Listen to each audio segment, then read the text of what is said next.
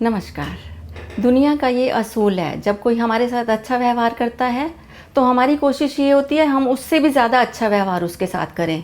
लेकिन जब कोई हमारे साथ बुरा व्यवहार करता है तो हमारा जवाब होता है ईंट के साथ पत्थर, ईंट का जवाब पत्थर। लेकिन महापुरुषों का इसके विपरीत आचरण होता है।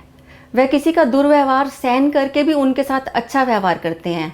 उनका व्यवहार होता है आग के बदले पानी। ऐसे कई महापुरुष हमारे इतिहास में हुए हैं। आज एक का वर्णन हम यहीं पे कर रहे हैं। जब परमपिता परमात्मा ने सृष्टि की रचना की तो पूरे ब्रह्मांड का कार्यभार संभालने का अवसर 3 देवताओं को दिया गया, ब्रह्मा जी, विष्णु जी और महेश जी। ब्रह्मा जी का कार्य था उत्पत्ति करना और विष्णु जी का कार्य था पालन पोषण करना और शिव जी का कार्य था संहार करना। किस व्यक्ति को किस तरह पे कहाँ पे मृत्यु देनी है, सब अपना काम बड़ी निष्ठा से कर रहे थे। किसी को भी कोई संशय नहीं था। लेकिन थोड़े समय के बाद कुछ देवताओं के मन में ये शंका हुई कि किस देवता को बड़ा माना जाए। इस बात का कोई हल ही नहीं निकल रहा था। इस बात का हल निकालने के लिए एक महासभा बुलाई गई। उस महासभा में ऋषि, मुनि और महापुरुष सभी थे। सब अपना अपना विचार रख रहे थे, लेकिन कहीं भी पहुंच नहीं पा रहे थे। जब वो किसी भी निर्णय पर नहीं पहुंचे तो यह निर्णय लिया गया कि यह कार्य भृगु जी को सौंपा जाए। भृगु जी को ये कहा गया कि वो तीनों देवताओं को परखने का काम करें और निर्णय पर पहुंचें। भृगु जी ने कार्य संभाल लिया। सबसे पहले वो ब्रह्मलोक में गए। जब वो ब्रह्मलोक में गए तो ब्रह्मा जी को कहने लगे, अरे ओ बुड्ढे, तुम्हारा दिमाग ठीक से काम नहीं करता क्या? तुम क्या कर रहे हो? दुनिया पर किसको जन्म दे रहे हो? जंगली जीव जंतुओं को, शेर, चीता, हाथी और जहरीले जीवों को पैदा कर रहे हो। सांप, बिच्छू, अजगर, उनका क्या काम है? ब्रह्मा जी को यह सुनकर बहुत गुस्सा आया और वो कहने लगे, भृगु जी, तुम ब्राह्मण हो, इस वजह से मैंने तुम्हें कुछ नहीं कहा, अन्यथा मैं तुम्हें श्राप देकर भस्म भी कर सकता था। तो भृगु जी वहाँ से निकले और कैलाश पर्वत पर गए। कैलाश पर्वत पर पहुँचे महेश जी के पास, अर्थात शिव जी के पास। और शिव जी को कहने लगे कि तुम कर क्या रहे हो? दुनिया में ना देखते हो कोई बूढ़ा है, ना देखते हो कोई बच्चा है, ना देखते हो कोई बुरा है, ना देखते हो कोई अच्छा है। जिसको भी हो मृत्यु दे देते हो और यहाँ पर आकर नैन मूंद कर बैठ जाते हो। ऐसा लगता है कि जैसे तुम बगुले भगत हो।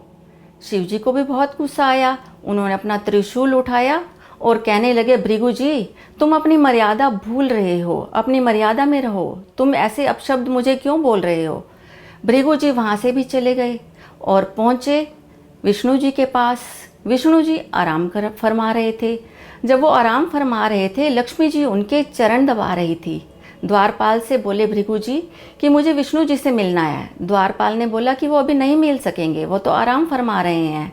भृगु जी ने द्वारपाल की कोई भी बात नहीं सुनी और सीधे गए विष्णु जी के पास। क्या करते हैं, विष्णु जी की छाती पर जाते ही आव देखा न ताव और एक लात मार दी।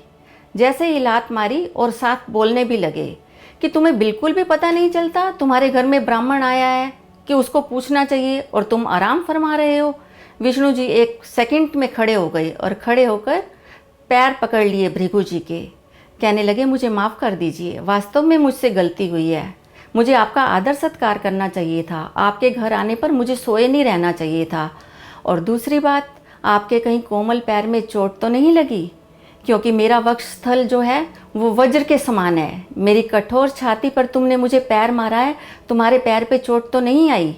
यह सुनकर भृगु जी तो बहुत खुश हुए और कहने लगे, तुम चाहते तो मुझे मन चाही सज़ा दे सकते थे, लेकिन हे लक्ष्मीपति, तुम त्रिलोकी में महान हो, तुम्हारे जैसा कोई नहीं है। तुम बहुत ही सहनशील, उदार और दीन हो।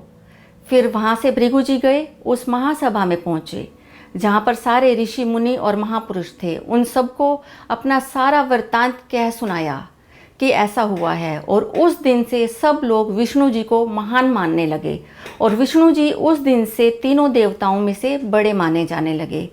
लेकिन आज के युवा क्या कर रहे हैं? हम क्या करते हैं? हम ऐसी ऐसी स्टेटस डालते हैं कि हमारी अक्कड़ खानदानी है। अगर ज़्यादा अक्कड़ आ रही हो तो एक चक्कर शमशान घाट का जाके लगाना चाहिए। वहाँ पर पता चल जाएगा कि हमारे से बड़े बड़े शहंशाह वहाँ पर राख हो गए हैं। जब देवी देवता तब महान बने जब उन्होंने घमंड को छोड़ दिया और उनके पास सहनशीलता और दीनता रही, तो हम इंसान कौन सी कतार में हैं? मिटा दे अपनी हस्ती को, मिटा दे अपनी हस्ती को, अगर कुछ मर्तबा चाहे कि दाना खाक में मिलकर गुले गुलजार होता है। धन्यवाद।